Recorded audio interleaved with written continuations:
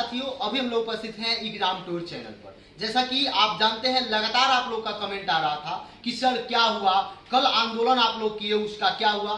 तो हम उसी के बारे में संपूर्ण जानकारी लेंगे सुजीत सर से। और सुजीत सर, आपका स्वागत है एग्जाम टूर चैनल पर। अभिषेक जी, आपका भी स्वागत है। एग्जाम टूर चैनल पे जितने भी लोग जुड़े हुए हैं सबका स्वागत है। और हम लोग जो कल आंदोलन किए थे, ये तो नाम का आंदोलन था जी, इसको तो ऐतिहासिक बनाना था। जी जी, इसको आंदोलन से बदल के महा आंदोलन करना था। और इसमें एक चीज का हमेशा ख्याल रखना था कि ये आंदोलन जो है सत्य और अहिंसा पे आगे बढ़े जी। और हमने वहां तक पहुंचा दिया। सत्य और अहिंसा से अंतिम समय तक इस आंदोलन को आगे लेके चला। सर एक बात बताइए, आप लोग तो शांति मार्च लेकर जा रहे थे, अपने डिमांड को लेकर वहां पे जा रहे थे। सभी बच्चे एक पढ़े लिखे बच्चे थे, तो कोई भी बच्चे अनुशासित तरीका से चल रहे थे और अनुशासित कोई बच्चे नहीं थे।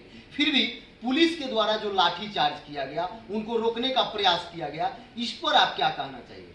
देखिए, सच बात क्या होता है कि कुछ भी अगर हम कर रहे हैं, कहीं की भी हो सरकार, सारा खेल तो सरकार का। जी जी, सरकार को पता होता है कि कैसे किया जाए। खास करके बिहार में किसी भी हालत में शिक्षा और युवा, इस दोनों को दबा के रखो, कुर्सी सलामत रखो। बस अगर इन दोनों को तुमने उठा दिया तो कुर्सी चली जाएगी। लेकिन आने वाला टाइम में यही दोनों बिहार को बनाने वाला है। बाकी धरती पे कोई नहीं बिहार को बचा सकता है। और हम लोग पूरा ईमानदारी से लगे हुए। अगर हम आंदोलन कर रहे थे एज ए टीचर होने के नाते, तो हमारा कोई शौक नहीं था कि हम आंदोलन करें जी। ऐसा मेरा कोई मोटो नहीं था, क्योंकि मुझे पढ़ाना है, बच्चे को पढ़ना है, सीधा सा ये मतलब है। लेकिन क्या जरूरत थी कि संस्था को बंद करो, सड़क पे जाके उतरो और सड़क पे जाके उस तरीके से आंदोलन करो। समय जाता है, आपने एग्जाम का टाइम भी दे दिया, उसके बाद भी हम आंदोलन कर रहे हैं। कहीं ना कहीं तो खामियां हैं, और इस खामियां को दूर करने के लिए बस मेरा एक ही उद्देश्य था कि किसी भी हालत में इस आंदोलन को सक्सेसफुल बना देना है। और इसके लिए जो कीमत अदा करना पड़ेगा हम अदा कर देंगे। और इसके लिए जीत जान लगा दिए। 1 शिफ्ट नो परसेंटाइल। बस सर, परसेंटाइल से क्या नुकसान है, थोड़ा सा आप बताइए। हाँ। सब बच्चे जानते हैं, लेकिन आप बताइए इसको। देखिए, परसेंटाइल से बहुत बड़ा नुकसान है।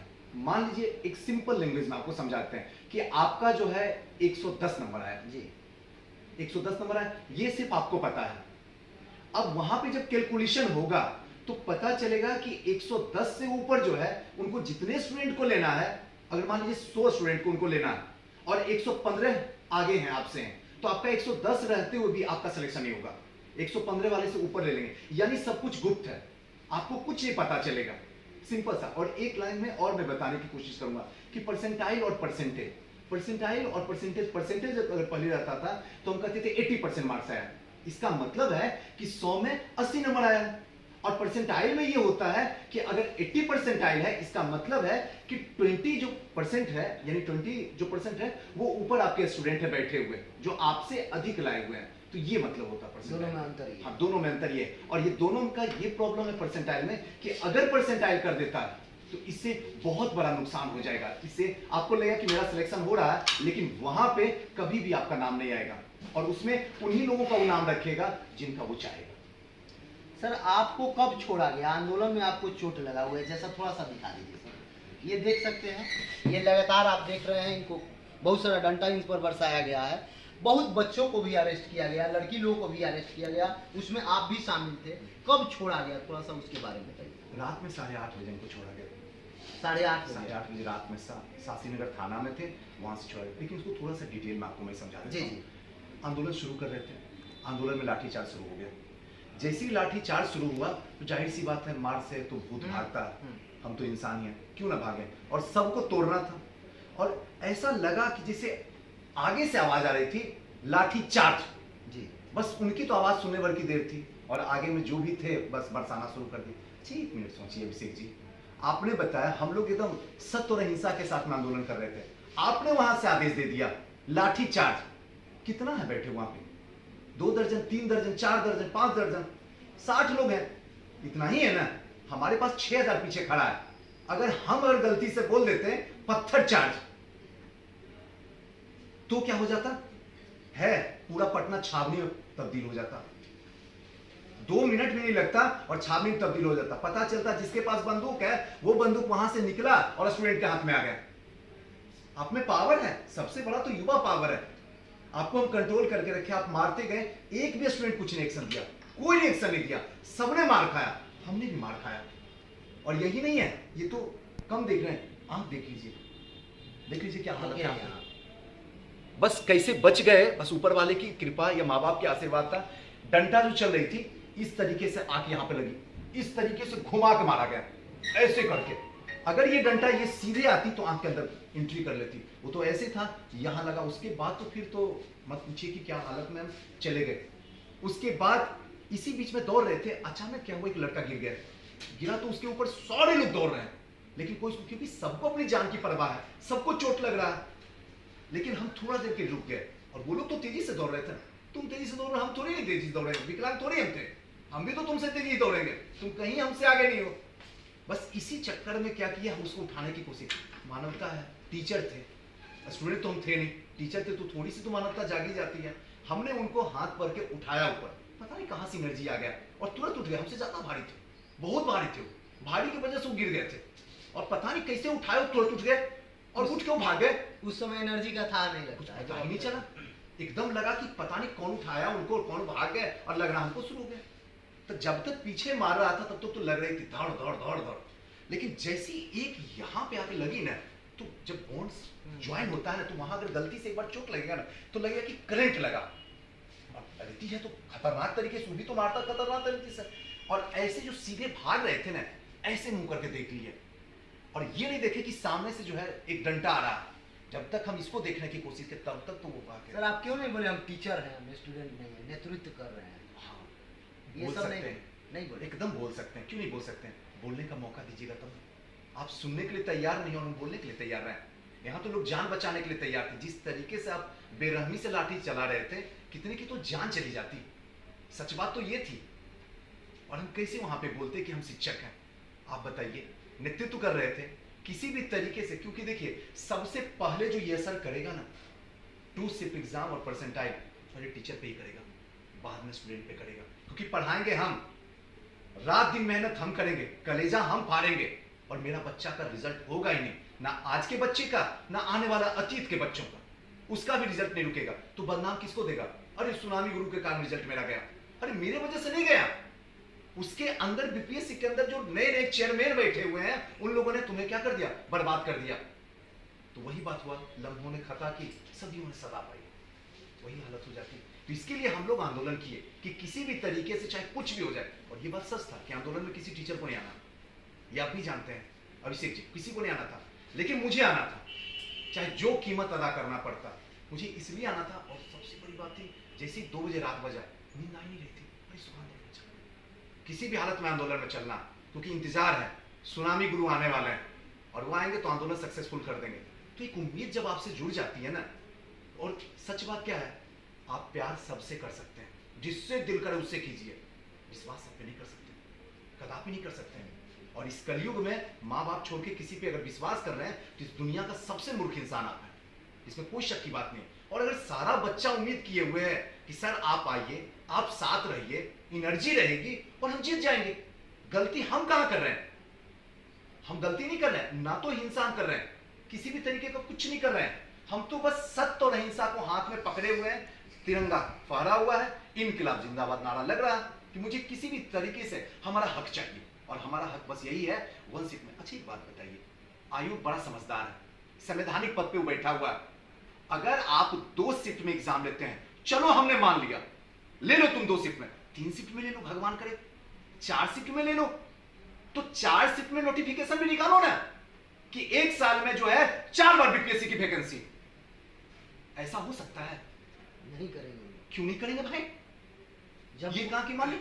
जब उनके पास सर बोला जाता है, लगातार आप भी देखे होइएगा या सुने होइएगा, प्रिंट मीडिया में भी दिया था, इलेक्ट्रॉनिक मीडिया में भी आया था कि यदि चांद पे भी एग्जाम हो तो बिहार के बच्चे जाकर वहां क्वालिफाई कर जाएंगे। ये बात सच्चाई है, बिहार में मेरिट है, बिहार में क्वालिफिकेशन है, सब कुछ है। लेकिन आप एग्जाम कराए तब तो आपके पास 6 लाख विद्यार्थी, मात्र 6 लाख है, 6 लाख में 6 लाख उपस्थित भी नहीं रहेंगे, ये बात आप भी जानते हैं, हम भी जानते हैं, अध्यक्ष साहब भी जानते हैं। लेकिन आप बोल रहे हैं, आज के पेपर में भी दिया है कि मेरे पास उस तरह का अगर सेंटर मिले तब तो हम 1 सीट में कराएं। कितना दुर्भाग्यपूर्ण ये बात है। देखिए, सच बात बोले एकदम ईमानदारी से, आयोग अपनी मानसिकता खो चुका है। वास्तविकता यही है। जब भी आप रियल क्वेश्चन उनसे पूछिए, चेयरमैन सर से जाइए और चेयरमैन से रियल क्वेश्चन अगर दागिएगा ना तो उलबुलाने लग जाते हैं। उनकी पता नहीं आवाज कहां से निकलती है या अंदर जाकर दब जाती है। आप उनसे पूछिए कि आपका क्वेश्चन सही सेट होता है, कोई अता पता नहीं। आप सेंटर होम डिस्ट्रिक्ट में क्यों नहीं देते हैं, कोई अता पता। ऐसे बोलेंगे अरे मंदिर में जाने के लिए पहाड़ पे चढ़ता है ना, तो लड़के को चढ़ा दो पहाड़ पे, फिर लड़कियों को भी पहाड़ पे चढ़ा दो। एक काम करो, भागलपुर की लड़की है, उठा के बक्सर में दे दो सेंटर। लड़के के साथ में क्यों, लड़की को भी दे दो, उसको भी तो भगवान देखना है ना। जरूरत उसी को सबसे ज्यादा है भगवान की, लड़कों से ज्यादा है। एक बात तो ये। दूसरी बात ये है कि आप जिस तरीके से आप कर रहे हैं काम, ये बिल्कुल सही है, आप कीजिए। लेकिन एक चीज तो सोच लीजिए कि अगर सबके सब दुखी है आपके इस निर्णय से, इसका मतलब है कि आपका निर्णय गलत है। ये बात तो समझ के पड़े है, ये तो सही बात है। लेकिन आयोग अपनी अकड़ में है कि हमने जो बोल दिया वो हम करके दिखा देंगे। तो हम लोग कौन से कमजोर हैं? 21वीं सदी का है सब, और सबके सब युवा है। शरीर में 24 आवर ब्लड ही चल रहा है, खून तो दिखता भी नहीं है। तो हम थोड़ी छोड़ने वाले हैं, क्योंकि इस बार एकदम कसम खा लिया बीपीएससी को पवित्र कर देंगे, चाहे उसके लिए जो कीमत अदा करना पड़े। क्योंकि आप लोग ने गंद मचा के रख दिया, बिहार की बेइज्जती हो जाती है अभिषेक जी। हर जगह थू थू हो रही है। आप जाके कहीं खड़ा होकर कहते हैं कि हम बिहार के हैं तो हमारी बेइज्जती होती है। इस समय आपको नहीं पता चला आयोग ने क्या कर रहा है? हर जगह बेइज्जती है। हम गर्व से कहते हैं हमारी संस्था में बहुत ऐसे स्टूडेंट हैं जो यूपीपीसी से जुड़े हुए हैं, यूपी से जुड़े हुए हैं, झारखंड से जुड़े हुए हैं, छत्तीसगढ़ से जुड़े हुए हैं, आपको यकीन हो महाराष्ट्र से जुड़े हुए हैं। उनको बोलते हैं कि बीपीएससी सबसे अल्टीमेट, इस 21वीं सदी में अगर फॉर्म भरना है तो बीपीएससी को कौन से मुंह से बोले। सर आज आपको उम्मीद बन रहा है, माननीय मुख्यमंत्री जी मीटिंग बैठाए हुए हैं, मीटिंग चल रहा है, उस पर आपको कितना विश्वास है कि हाँ जो आप लोगों का डिमांड है, जो भी विद्यार्थी का डिमांड है बीपीएससी का, वो मान लिया जाएगा? देखिए अभी तो मीटिंग चल रही है और इस पे कुछ भी कहना मुश्किल है। उम्मीद है? हाँ उम्मीद है। अगर मीटिंग बैठ गई है तो आका तक आवाज चली गई है, उनके दिमाग तक पहुंच चुकी है हमारी आवाज कि भाई आंदोलन हुआ था, और कहीं ऐसा ना हो जाए कि फिर से भविष्य में पार्ट 2 आंदोलन हो जाए। उसको तो उनको देखना ही होगा। ये बात तो अच्छे तरीके से जानना है। कुछ न कुछ तो कमियां हैं, तभी तो आंदोलन हो रहा है, और इसके लिए कुछ न कुछ तो रास्ता निकलेगा ही निकलेगा। और आप तो देखिए, आप तो खुद ही बोले, हम क्या बोले आपसे, आप तो खुद ही बोले आयोग ने बोला कि आप सेंटर अवेलेबल करवा दो, हम वन टाइम में शिफ्ट में एग्जाम ले लेंगे। सब कुछ तो आयोग ही बोल रहा है, बाकी बोल कौन रहा है? अच्छा बात बोलो तो आयोग, बुरा बात बोलो तो आयोग। उसको खुद ही पता नहीं कि हम बोल क्या रहे हैं, वो तो अपने ही बोल में अपने आप फंसा हुआ है। इसमें क्या जवाब देना? आयोग को खुद ही पता नहीं है कि हमको करना क्या है, एग्जाम भी लेना है या इस तरीके से एग्जाम लेके 67 को बलि का पकड़ा बना देना, एकदम उठा के हाईकोर्ट में ले जाकर छोड़ देना, 67 गया। कभी आज तक, अभी जो वर्तमान में स्टेट पीसीएस का एग्जाम चल रहा है, कहीं पर ऐसा व्यवस्था नहीं है।